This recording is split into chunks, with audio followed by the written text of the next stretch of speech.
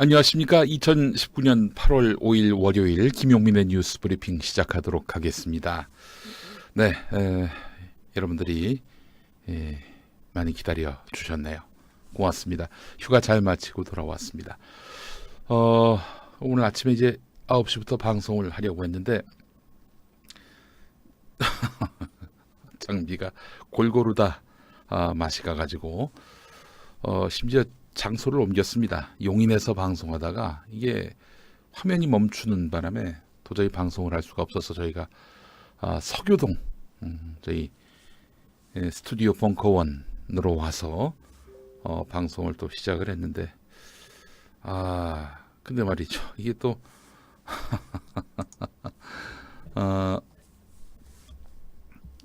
카메라가 안 되고 또 듀얼 모니터가 안 돼 가지고 방송을 또 진행할 수가 없어서 원래 11시 반 방송을 약속했는데 제 시간에 또 못하게 됐습니다.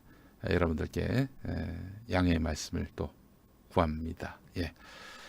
뭐 이런 날도 있고 저런 날도 있는 거 아니겠어요? 근데 오늘 어떻게 이렇게 일들이 다 한꺼번에 몰렸는지 싶어서 참 착잡한 마음이었고요. 신경질도 많이 냈습니다. 예.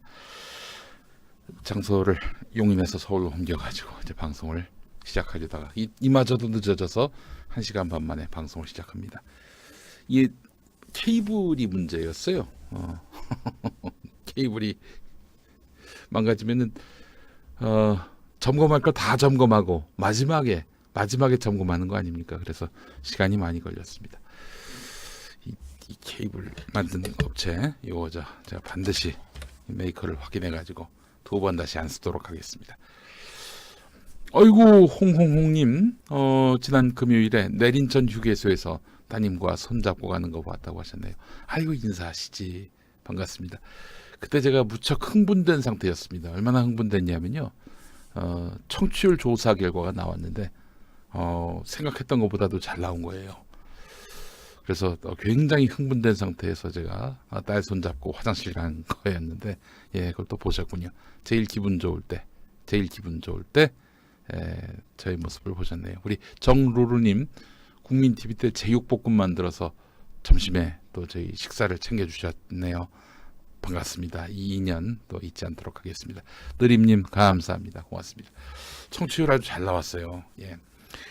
뭐 듣기로는 KBS 1라디오 역사상 가장 높은 청취율이라는 그런 얘기도 들었고 동시간대에도 투톱이었다는 그런 이야기도 들었고 그렇습니다. 아주 많이 올라가지고 굉장히 기분이 고무됐는데 제가 전에 진행했던 프로그램 청취율이 또 낮아져가지고 청취율이 떨어져가지고 마음이 아프기도 했습니다. KBS에서 김용민이를 어떻게든 내보내려고 하는 분들이 있는데 그분들께는 참 아쉽게 됐어요. 청취율 잘 나오는 바람에 그분들이 뭐 할 말이 없어지게 된 것 같아서 또 송구한 마음이 있었습니다. 정말 송구한 마음입니다. 자, 오늘도 5시 5분에 KBS 1라디오 김용민 라이브 많이 시청 또 청취해 주시면 감사하겠습니다. 아이고 소영님 감사합니다. 고맙습니다. 자, 김용민의 뉴스 브리핑 바로 오늘 광고주님들 만나보도록 하겠습니다. 자, 먼저 그래요. 알아두면 잘난 척하기 딱 좋은 철학 잡학사전.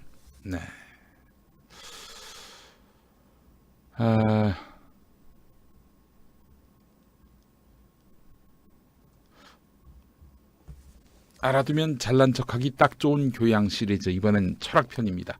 여러분은 철학을 얼마나 알고 계십니까? 사람들은 철학을 심오한 학문으로 여깁니다. 또 생소하고 난해한 용어가 많기 때문에 철학을 대단한 학문으로 생각하면서도 어렵게 생각합니다.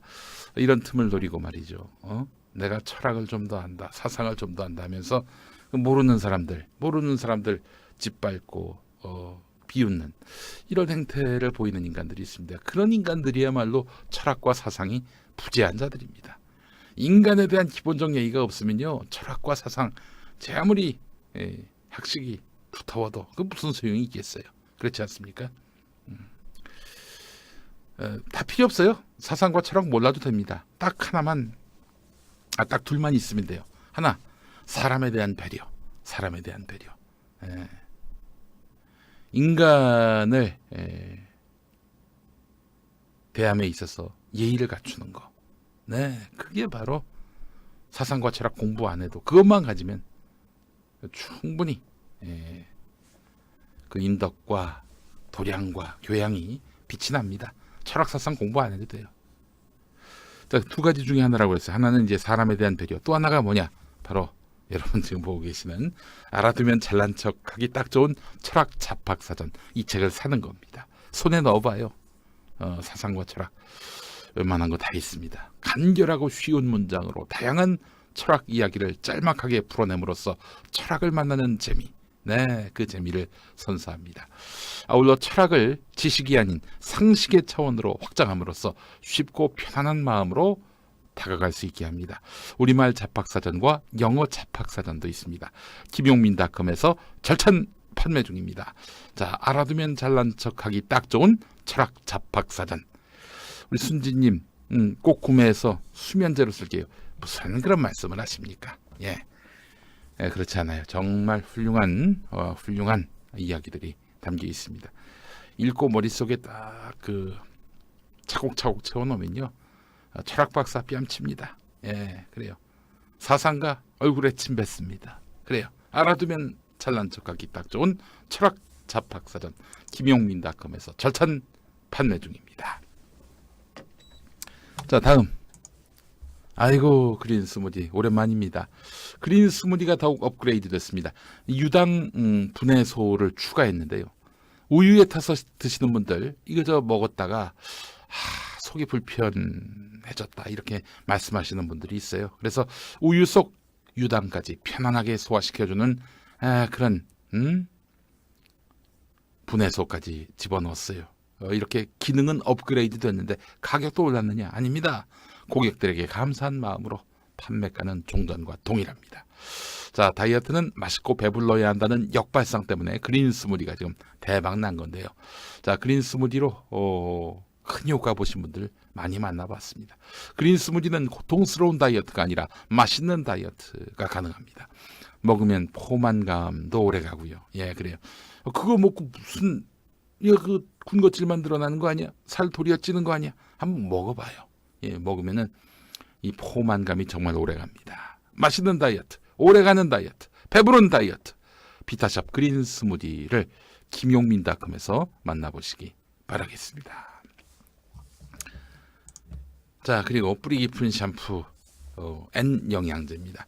탈모 샴푸나 건강약품, 레이저 좋다는 거 다 해보신 분들, 근데 효과를 못 보신 분들, 자, 마지막 지푸라기 드립니다.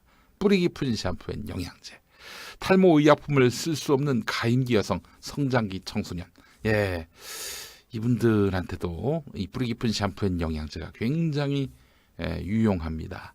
탈모약 쓰다가 부작용이나 경제적인 이유로 중단하시고 다시 빠지시는 분, 네, 탈모약을 쓰다가 그런 부작용 때문에 끊었는데 도리어 탈모가 더 촉진되는 것 같다, 이런 느낌 받으시는 분들, 모발 이식 후 나머지 부분이 다시 빠지는 분들, 탈모약으로 관리하고 있지만 더 튼튼히 오래 유지하고 싶으신 분, 방법은 두 가지입니다. 하나, 머리카락 버리지 말고 본드로 붙이세요.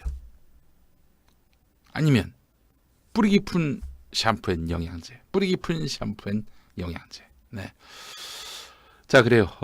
탈모약을 줄여서 최소의 양만 유지하고 싶으신 분들, 머리가 가늘어지고 푸석해지고 지속적으로 빠지시는 분들, 뿌리 깊은 샴푸와 모낭 영양제 만나보시기 바라겠습니다. 자, 문의 전화 1566-7871, 1566-7871. 여러분들의 많은 관심과 사랑 부탁드리겠습니다. 자, 그래요. 김용민의 뉴스 브리핑 이제 본격적으로 순서 들어가도록 하겠습니다. 오늘 김용민이가 고른 뉴스 조금 앞으로 김용민의 뉴스 브리핑이 이슈를 깊이 있게 해설해 드리는 방향으로 앞으로 그렇게 구성을 해볼까 합니다. 김현수님 10,000원 감사합니다. KBS 꼴통 노조의 시도는 실패. 높은 청취율 축하합니다. 감사합니다. 우리 조알님 20,000원. 김엄마 늘 응원해요 라고 해주셨습니다. 감사합니다. 그래요. 청취율이 올라가지고 제가 또 이런 축하를 다 받네요. 정말 고맙습니다.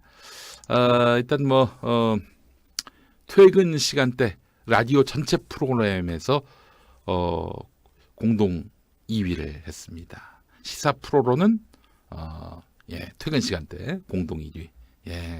그렇습니다. 참 이런 역사를 또 만들게 된 건 다 우리 애청자 여러분들이 도와주시고 밀어주시고 띄워주시고 세워주시고 키워주시고 그 덕 아니겠습니까? 아이고 기타부기님 20,000원 감사합니다. 고맙습니다. 자, 김호준의 뉴스공장은 13.3으로 단연 1위입니다.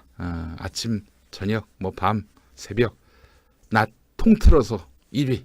네, 뉴스공장의 전성시대는 여전한데 김용민이가 아주 열심히 쫓아가고 있어요. 여러분들 많이 사랑해 주셔서 감사합니다. 그나저나 제가 전에 진행하던 프로그램 청취율이 또 떨어져가지고 0%대 청취율인데 또 떨어져가지고 정말 너무 죄송합니다. 또 송구스럽고 마음이 아픕니다. 자, 그래요. 뉴스공장은 못 이길 것 같다. 그래요. 제 거 어떻게 나왔냐? 2.4 나왔어요. 2.4. 그래요. 2.4 나왔습니다.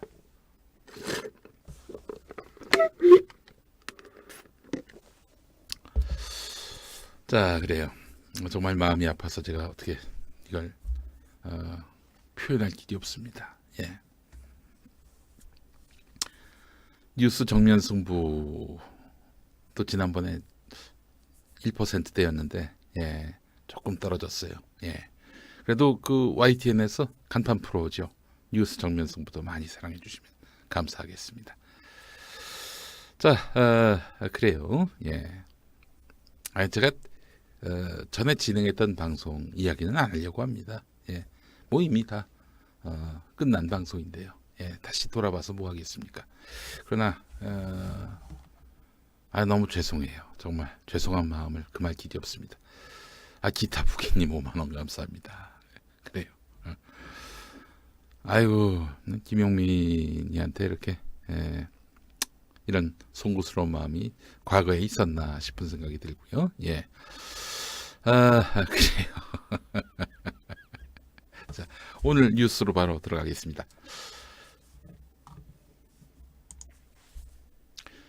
김용민의 뉴스 브리핑. 오늘 첫 번째 소식은 지소미아 이야기로 해보려고 합니다. 지소미아 이게 뭡니까? 한일 군사정보 보호협정 아니겠습니까? 자, 그런데 일방적으로 일본만 덕보고 우리 한국은 별 덕을 보지 못하는 지소미아 잘 알고 계실 겁니다. 자, 그래서 의미 잃은 지소미아 파기 목소리 커진다 이런 제목의 기사를 우선 소개하려고 합니다. 국민일보 기사인데요. 김미라님 12,000원. 아이고 감사합니다. 고맙습니다.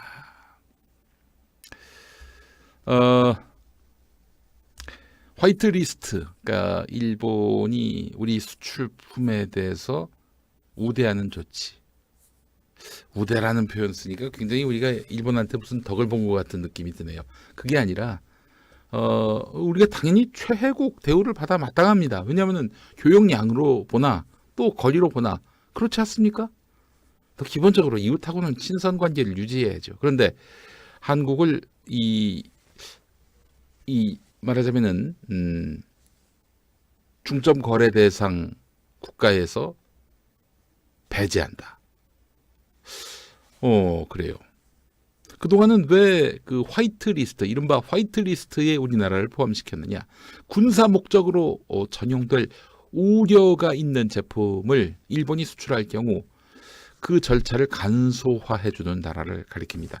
그러니까 일본에게 해가 될 만한 그런 물품을 수출하는 경우도 있잖아요. 그럴 경우에 그동안은 굉장히 꼬치꼬치 따져 물었는데 말이죠. 한국은 믿을 수 있다. 믿을 수 있는 나라니까 꼬치꼬치 따지지 말고 이런저런 규제 없애고 오가기 편하게 만들자. 수출하기 좋게 만들어주자 해서 한국을 화이트리스트에 포함시켰어요. 자, 그런데 말이죠. 이런 상황에서 화이트리스트에서 우리나라를 뺐단 말이죠. 그러면 한국이 일본이 수출하는 뭐 재료든 뭐 제품이든 반제품이든 완제품이든 이거를 군사 목적으로 전용해서 일본에게 해를 끼칠 수 있다. 이렇게 일본이 보고 있는 거 아니에요. 그래서 우리를 화이트리스트에서 뺀 거 아닙니까? 그렇다면은 지소미아를 할 이유가 없지. 한일 양국의 군사정보에 대한 보안 규정 이런 것들을 명시한 한일정보보호협정 지소미아를 할 이유가 없지. 그렇지 않아요?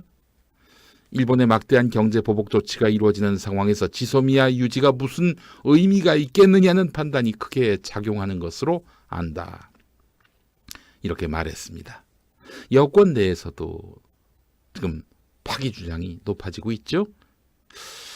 이거는 좀 다른 측면으로도 봐야 되는데 일본에 대한 복수 정도가 아니라 사실 한일 군사정보보호협정은 미국이 어떻게든 이렇게 맺어주려고 했던 거예요. 박근혜 정부 말기에. 이따가 김종대 정의당 의원의 말을 들어보겠습니다만은 미국이 이렇게 한일 간의 이 정보보호협정을 맺음으로써 한미일 군사동맹 이걸 강화하려고 했다는 말이죠. 미국이 동아시아 안보 전략의 핵심 축으로 여기고 있는 한미일 삼각 안보 협력의 틀. 이게 깨지는 거 아니에요. 만약에 우리가 한일 군사정보보호협정을 더 연장하지 않겠다 이러면은 8월 24일인가 그때가 기한이라고 하죠. 예. 그럼 미국으로서는 이거 한일 사이에 한미일 삼각 안보협력 체제가 그 틀이 무너질 수 있겠다 판단이 들어서 미국이 적극적으로 나서서 한국 설득하고 일본 설득하고 그렇게 해서 중재 역을 할 수도 있는 건데 지금 미국은 안 한다는 거 아닙니까? 손 놓았다는 거 아니에요. 그럼에도 불구하고 한미일 삼각 안보협력의 틀은 유지돼야 한다. 따라서 한일 군사정보보호협정은 유지돼야 한다. 또 이런 입장은 또 슬며시 또 표시하고 있단 말이죠. 그래서 미국을 압박해가지고 한미일 이런 안보협력 틀 유지하고 싶어 그러면은 일본으로 하여금 이렇게 우리를 차별하고 불이익 주는 이런 거 못하게 해 라고 이제 우회적으로 압박하는 거죠. 미국이 만약에 뭐 들은 척만 척한다? 그거 할 수 없는 거죠. 뭐 그런 걸 다 떠나서 우리에게 이득이 된 게 없거든요. 이득이 된 게 없잖아요. 방탄트로이님 2만 원 감사합니다. 고맙습니다. 그래 지소미아 카드로 밀당하기를 했다는 겁니다. 자, 지소미아를 파괴하면 한반도에 무기를 설치하려나. 자, 그 복잡한 양상으로 돌아간다면은 그때는 정말 한일뿐만 아니라 한미일 사이에도 갈등의 골이 생길 가능성이 있죠. 미국이 그런 상황까지 갈까요? 돈 말고는 별 관심이 없는 미국이어서 어떨지 모르겠습니다만은. 근데 여러분 우리가 다른 건 몰라도 이거 하나만큼은 분명히 전제하고 이 사안을 들여다봅시다. 미국이 일본하고 가까울까요? 한국하고 가까울까요? 우리는 한국하고도 가깝고 일본하고도 가깝다 이렇게 생각하고 있는지 모르겠습니다. 우리 국민들 상당수가 아닙니다. 아니에요. 미국은 일본 편이에요. 응? 일본하고 가깝습니다. 일본의 이익을 좀 더 챙겨줘요. 한미동맹, 미일동맹 뭐가 우선입니까? 미일동맹이에요. 미국으로서는. 그렇기 때문에 우리가 그런 점을 염두에 두고 이 사안을 바라봐야 된다는 것이죠. 예. 자, 일단 호랑이 등에 올라탔어요. 우리 이 상황에서 내려올 수도 없는 것이고 내려오는 순간 호랑이한테 물리는 거 아닙니까? 그죠? 일단 이렇게 된 마당에 가는 수밖에 없죠. 그렇지 않겠습니까? SJA님, 미국은 친구가 아니라 꼬붕이 필요한 거죠. 이런 말씀하셨습니다. 대당구님, 미국은 진주만 공습의 교훈을 잊었어요. 또 뒤통수 당할 겁니다. 김철수님, 미국은 일본한테 뒤통수 맞고도 정신 못 차렸냐. 미국은 지금 일본이 자기들에게 지금도 앞으로도 계속 굴종할 것이다라고 믿어 의심치 않는 것 같습니다. 네.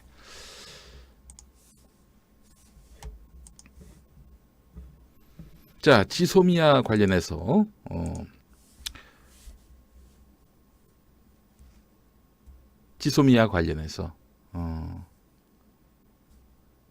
이게 언제 맺어진 것인지. 사실 이명박 정권 때 한일 군사정보보호협정이 체결될 뻔했거든요. 그때 국민들이 들고 일어났어요. 있을 수 없는 일이다. 우리의 군사정보를 어떻게 일본한테 넘겨주느냐. 닦아놓고 얘기해서 북한 다음으로 주적이 일본 아니냐. 이랬던 목소리가 컸단 말이죠. 선거도 있어서 그랬는지 몰라도 MB는 그래서 한일정보보호협정, 군사정보보호협정 이거를 체결하지 않았습니다. 그런데 어느 순간 맺어져 있어. 어떻게 된 건가 봤더니 박근혜 탄핵 직전에 박근혜 식물정권 때 급히 서명을 한 거예요. 박근혜가. 2012년 이명박 정부 국무회의에서 비공개로 가결까지 됐던 지소미아는 극심한 반대 여론에 부딪혀서 한일 양국의 최종 서명 직전에 무산됐다. 이후에 2016년 11월 23일 그때가 언제입니까? 여러분 10월 27일에 JTBC가 최순실 태블릿 PC 보도하면서 그 이후에 시민들이 촛불을 들면서 항쟁에 나섰죠. 11월 초 민중총궐기 때 어마어마한 그런 국민들이 광화문에 모여서 촛불을 들며 박근혜 탄핵, 박근혜 사퇴, 퇴진을 요구했었습니다. 박근혜는 당시 영이 전혀 서지 않았어요. 그래서 내가 일찍 물러나긴 물러날 텐데 4월쯤 물러날게 이러면서 국회하고 그때 흥정하던 때였어요. 이때 최순실 국정농단 사태로 사실상 식물정권이나 다름없던 때 급하게 이제 서명이 된 것이 바로 지소미아입니다. 지소미아는 국정농단 사태로 혼란한 상황에서 11월 22일 유일호 부총리 겸 기획재정부 장관이 주재한 국무회의에서 속전속결로 의결됐는데 그리고 다음날 한민구 국방부 장관과 야스마사 주한 일본 대사가 서명함으로써 최종적으로 발효됐어요. 당시 민주당 등 야3당은 그래서 한민구 국방부 장관에 대한 해임 건의안을 추진하는 등 반발했지만 상황을 뒤집을 수는 없었어요. 그랬었군요. 박근혜가 저마당에서도 저렇게 지소미아 체결할 정신은 있었던 모양입니다. 혹시나 이건 서명하면은 미국에 어마어마한 압박이 있었다는 거 아닙니까? 미국이 혹시 날 지켜주는 거 아닌가? 이렇게 생각했던 것은 아닐까요? 자, 지난 토요일에 주한 일본 대사관 앞에서 김종대 의원이 마이크 잡고 했던 발언 잠깐 들어보시겠습니다. 이 지소미아 체결된 날짜 정확하십니다. 2016년 11월 24일 맞죠? 23일 맞죠? 자, 박근혜 탄핵되기 보름 전이죠? 12월 9일 날 탄핵당했죠? 그러면은 그 식물정권 청와대에서 거의 농성하고 있던 박근혜 대통령이 그때까지는 대통령이었습니다. 마지막으로 체결한 협정, 마지막으로 했던 일 딱 하나, 그것이 바로 한일 군사정보보호협정입니다.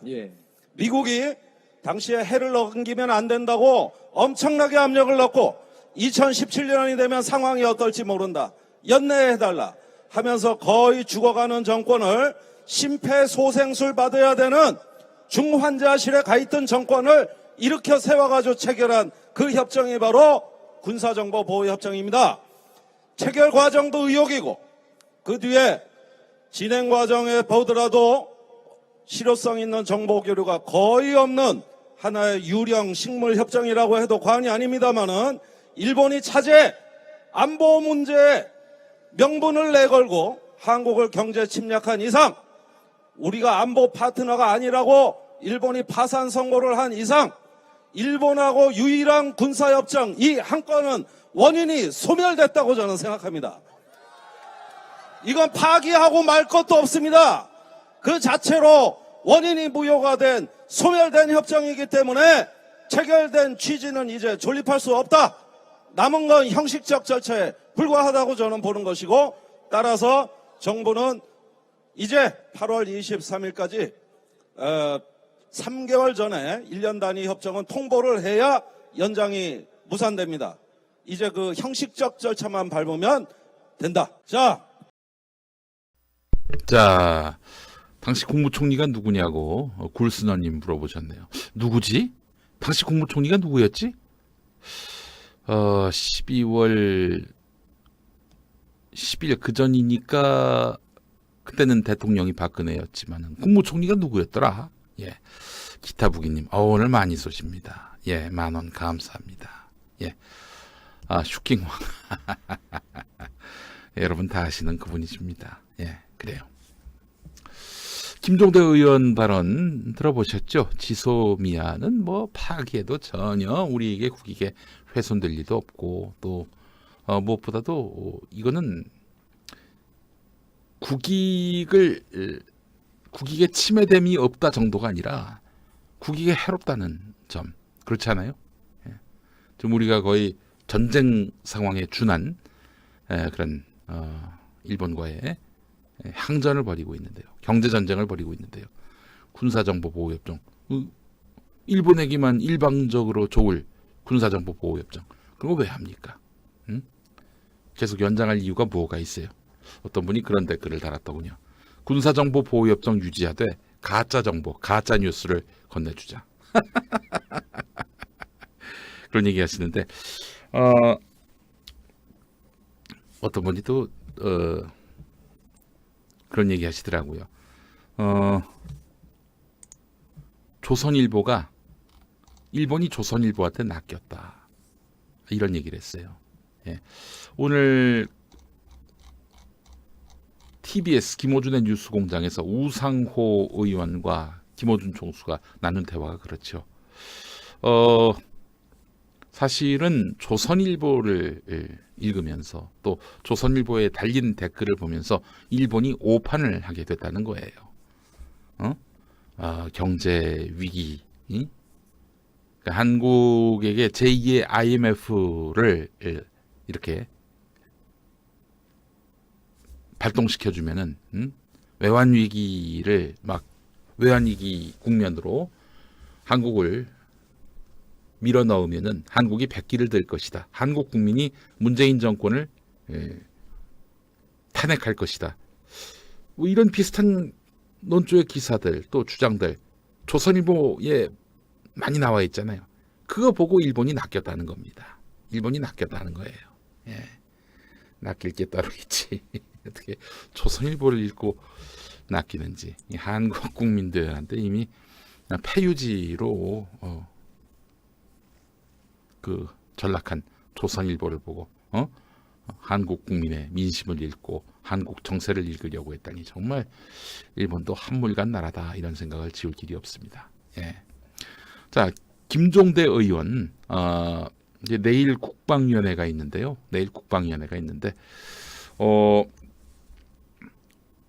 김종대 의원이 8월 1일에 CBS 정관용의 시사자키에 나가서 지금 문재인 정부의 국방, 안보 거의 뭐 찬양을 했습니다.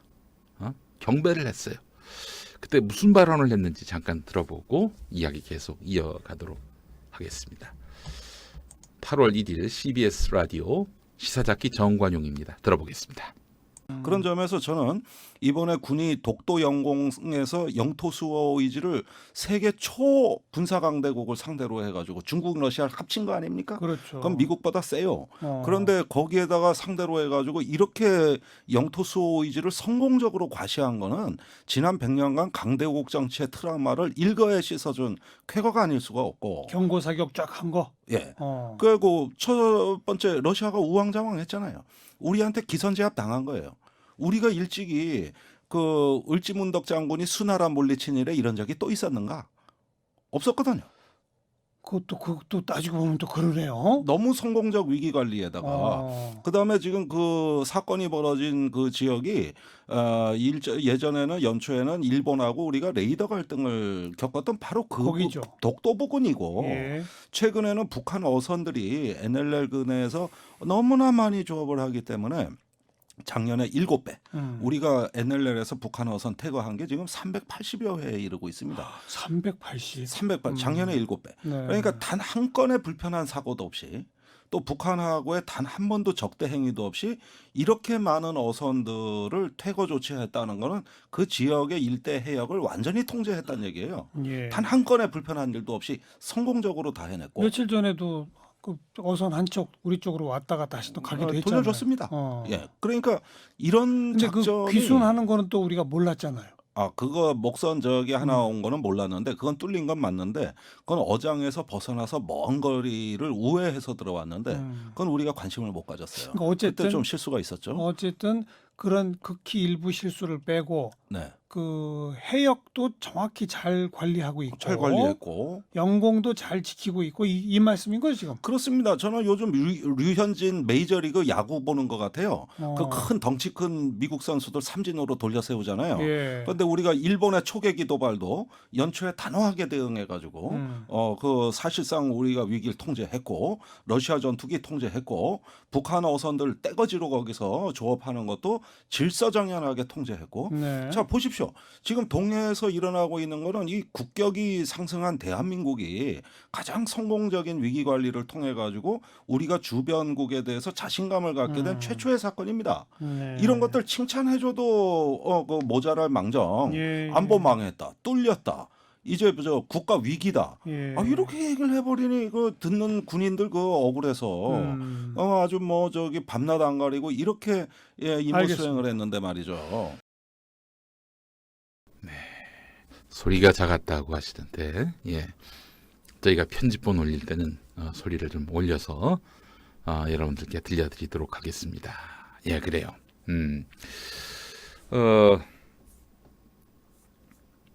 잘하고 있어요. 국방 안보 만점이라고 얘기하고 있습니다. 역대 이런 정부가 없었다는 거예요. 왜 이렇게 우리가 요즘에 집중적으로 뭐 일본이고 러시아고 타겟이 됐을까? 또 미국, 중국도 그렇게 측면에서 계속 압박을 가해오고 말이죠. 이유는 하나입니다. 우리가 그만큼 커졌다는 거예요. 우리가 그만큼 강해졌다는 얘기입니다. 문재인 정부가 너무 잘하고 있다는 것이 이제 김종대 의원의 그런 설명입니다. 저도 그렇게 보여요. 일본하고 한판 뜨자 이렇게 얘기할 수 있는 정부. 여러분, 이 나라다운 나라 아닙니까? 이런 나라를 우리가 기대했던 거 아니에요? 자, 그런데 일본하고 붙으면 손해본다. 미국한테는 무조건 고개를 조아려야 한다. 이런 인간들이 지금 권력을 달라고 이러고 있어요. 아이고 참 한심하게 이럴 데가 없습니다. 예, 자 이런 상황이 이르렀습니다. 다시 말씀드리지만 호랑이 등에 올라탔어요. 호랑이가 무서우니 그냥 호랑이 몸에서 떨어져 나오자. 무릎 꿇으면은 호랑이가 와서 그래 야 너 앞으로 그러지 마라 좀. 너무 까부는 경향이 있어. 이러면서 넘어갑니까? 자, 대한민국은 달라졌습니다. 그리고 아시아에서 이렇게 민주혁명이 많은 나라가 없어요. 정권 교체, 평화적 정권 교체가 수차례 이어졌던 나라도 없고요. 독재자 용서하지 않습니다. 오늘 여러분 이완배 기자의 경제 속설 한번 들어보십시오. 일본은 말이죠. 정해진 권력을 흔들 마음이 없습니다. 그러니까 천황제가 아직도 유지되고 있는 거 아닙니까? 전쟁 범죄자인 천황이 80년대, 90년대는 아니군요. 80년대까지 그렇게 권력을 호령했잖아요. 물론 미국 앞에서 무릎을 꿇었지만. 일본에서 민주화 시위한 거 보셨어요? 민주혁명을 보셨습니까?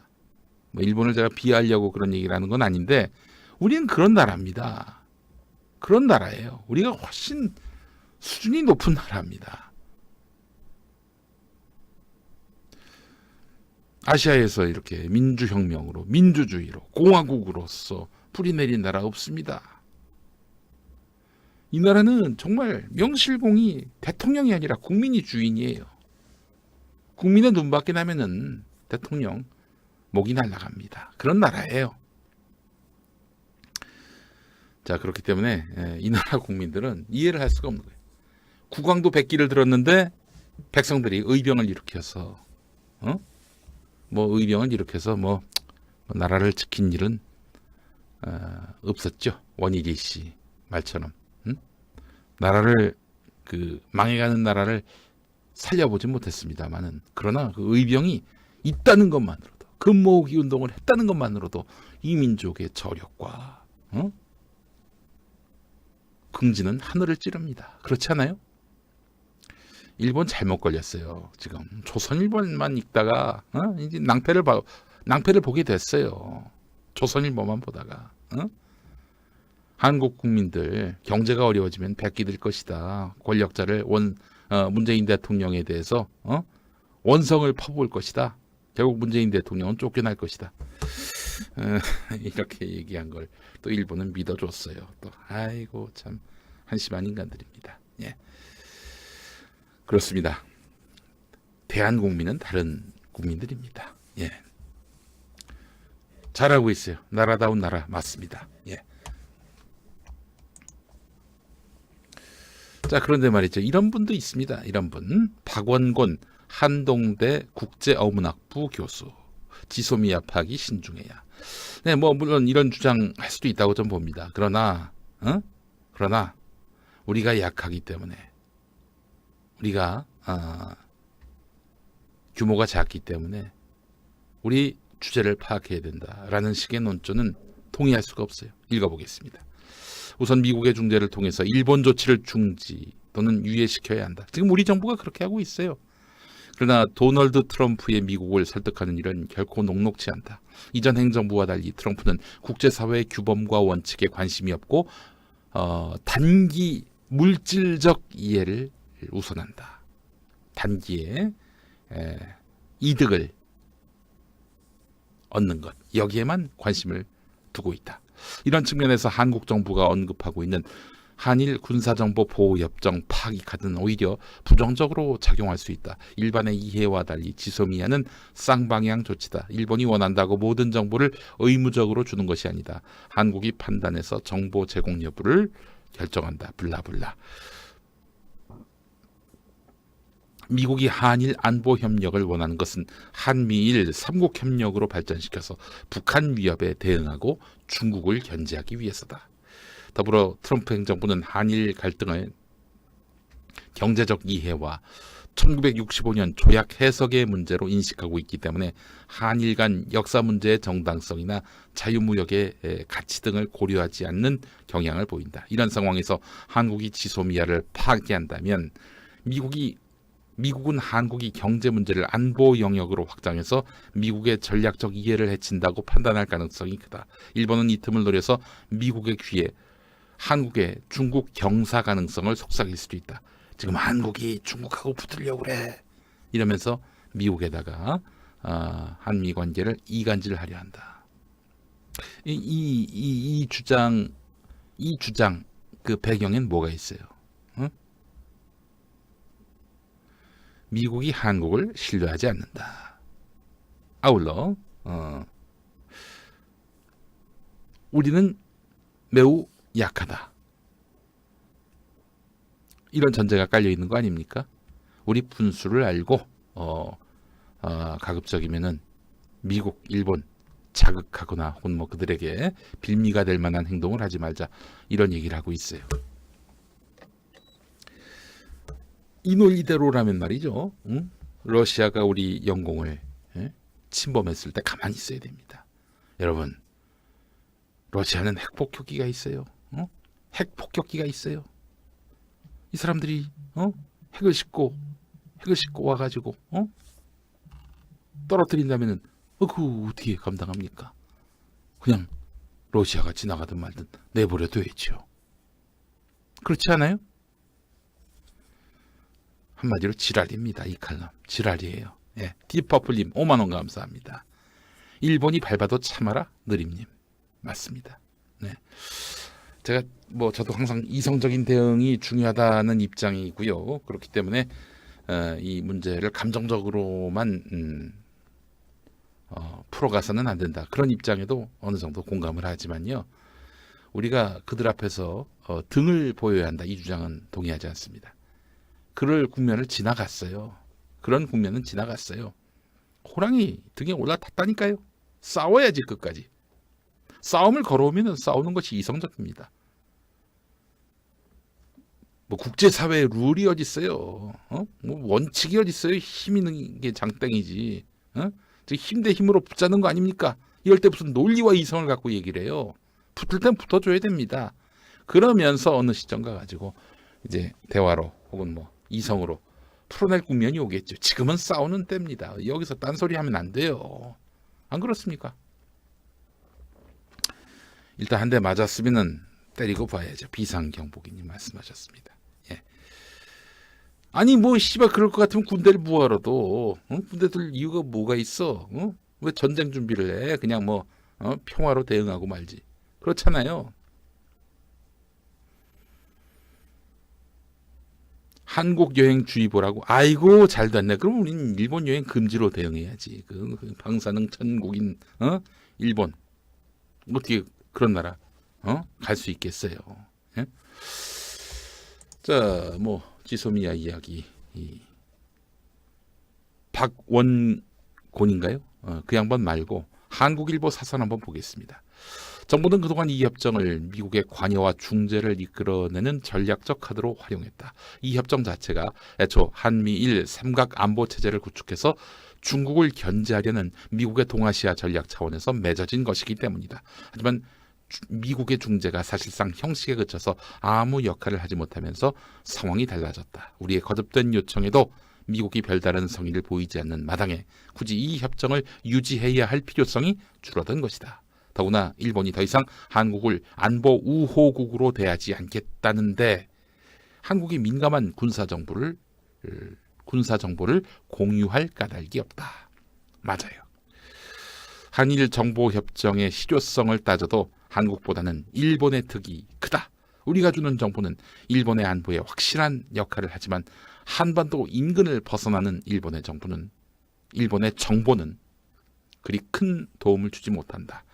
물론 정찰 위성 등 일본의 기술 정보 수준은 우수하지만 한미 연합사 체제를 통해서 보완이 가능한 데다 그보다 중요한 휴민트는 한국이 월등하다. 정상적인 관계라면 한일 양국 간의 비교 우위를 활용하는 것이 맞지만 지금은 그럴 단계를 넘어선 비상시국이란 점을 감안해야 한다. 그래요. 지금은 그런 단계를 넘어선 비상시국이란 점을 감안해야 한다. 밑줄 긋습니다. 한일정보 보호협정 파기 적극 검토 못할 이유 없다. 한국일보 사설이었습니다. 네. 자, 아베가 옛 제국주의 시절 침략 전쟁을 벌이던 일제 군복을 입고 말을 타고 칼을 들어 다음은 전쟁 국가 기원 뭐가 문제인가 이러면서 큰 소리 치고 있어요. 징용 판결, 개인의 배상 청구권 인정된다는 한국 대법원의 판결에 대해서 경제 보복으로 대응하고 있죠. 아베가 이번엔 또 평화의 소녀상 전시 중단이라는 정말 세계가 기야말 카드를 꺼내고 있습니다.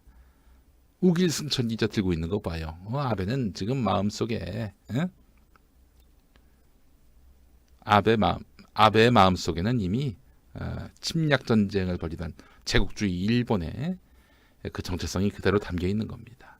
역사를 잊은 자들에게 미래는 없다. 네, 오늘 경향신문 김용민의 그림 세상이었습니다. 여기 김용민은 저하고 다른 김용민입니다. 이름만 같은 김용민이에요. 예. 우길기 제가 우길승천이라고 했습니까? 우길기. 네, 우길기로 하겠습니다. 죄송합니다. 그래요. 좀 보기만 해도 정말 불쾌함과 분노가 치밉니다. 예.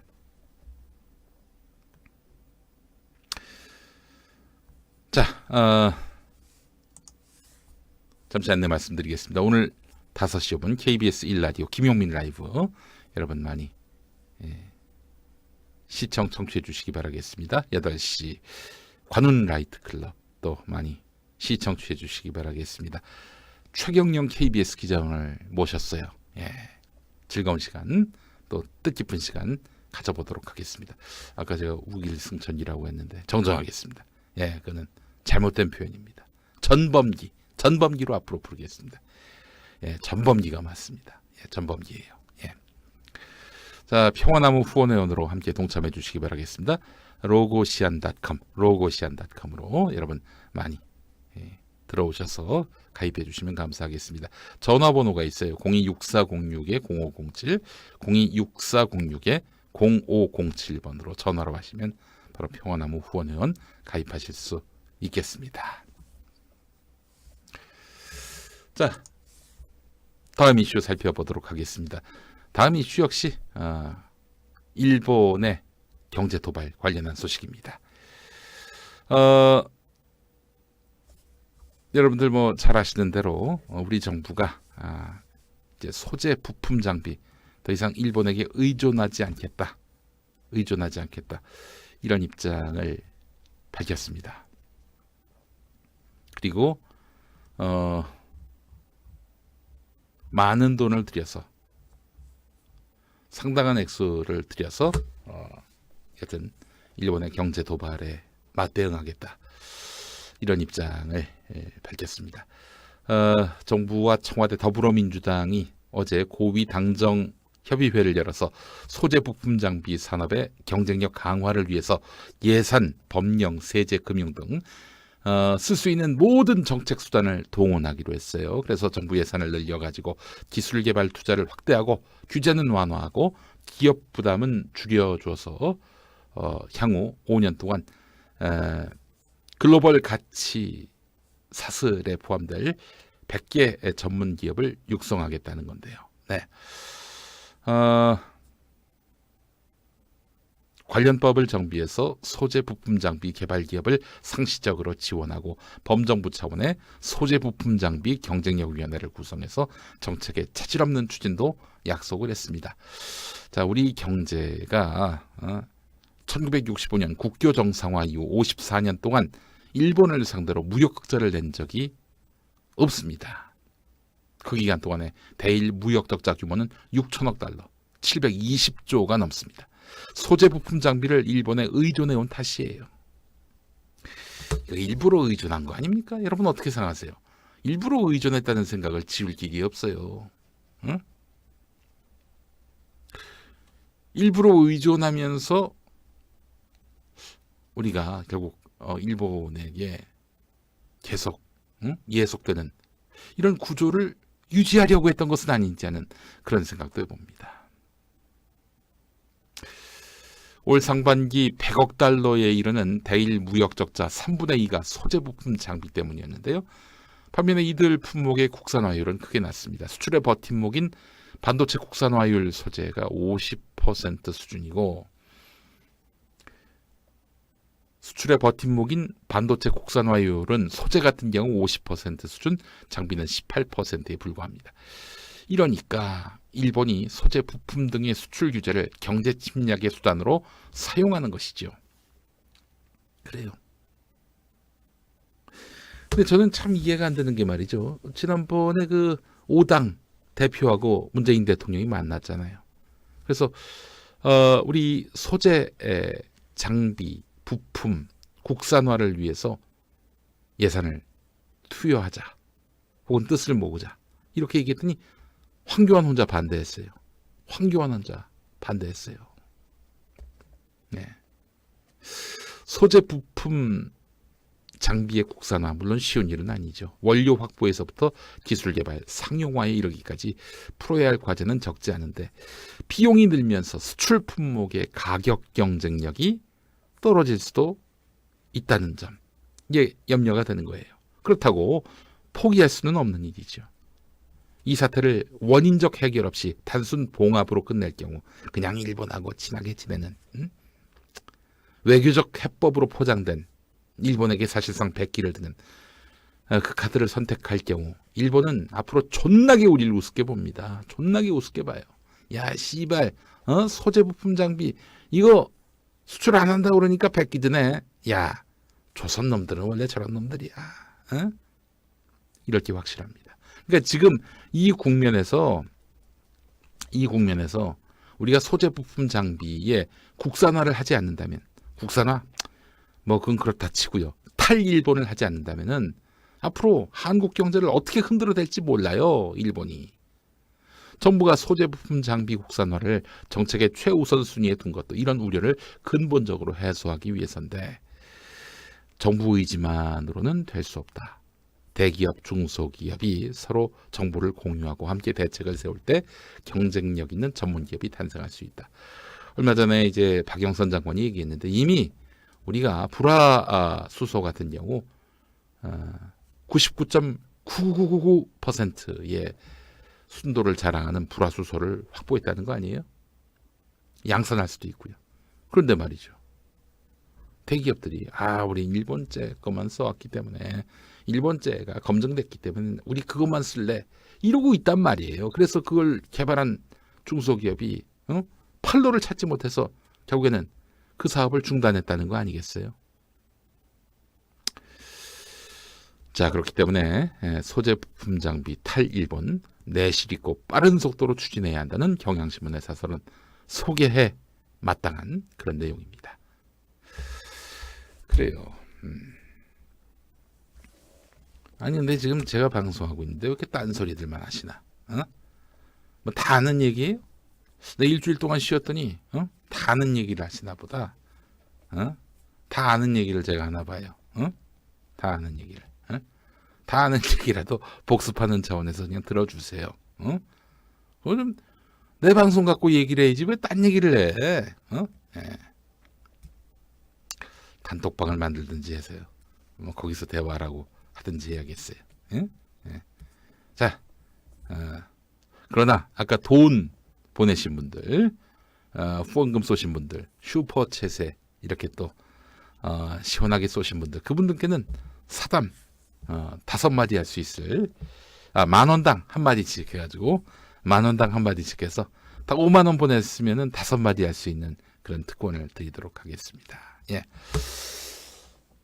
자, 경향신문 사설 함께 봤고요. 다음 소식도 보겠습니다.